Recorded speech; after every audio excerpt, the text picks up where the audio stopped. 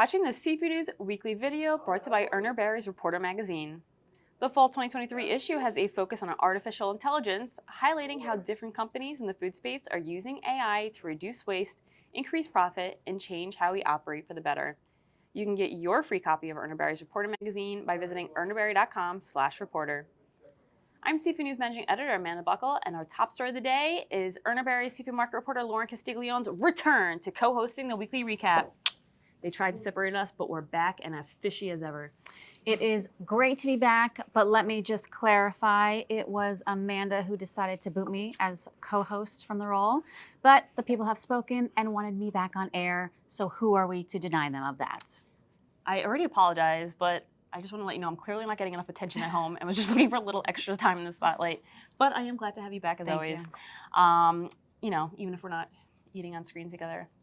R.I.P. So on to our top story of the week. The World Benchmarking Alliance released their third Seafood Stewardship Index. The report assesses the sustainability performance of the world's 30 most influential companies in the seafood industry.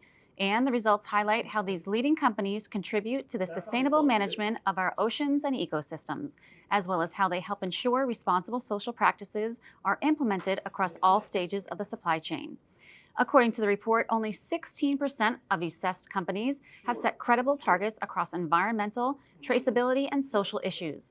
Further, the assessment found that less than a quarter of the companies have the ambitious target of sourcing 100% of their seafood from environmentally sustainable sources and report progress towards this goal.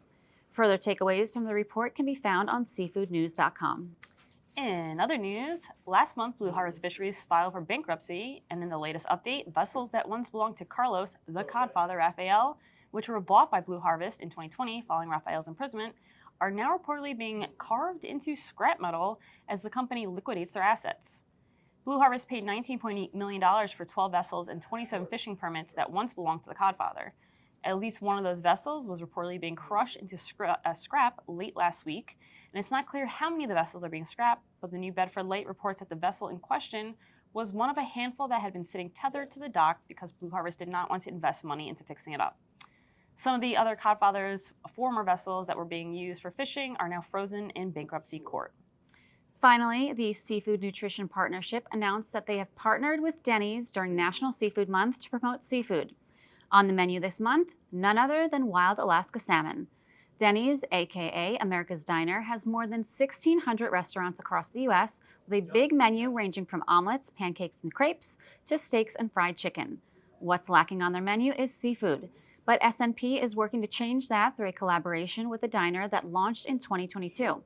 Denny's will be sharing S&P's Fall in Love with Seafood campaign to encourage diners to come in to try their limited time entree, a grilled wild-caught Alaskan salmon fillet with a blend of garlic and herbs served with 2 sides and dinner bread.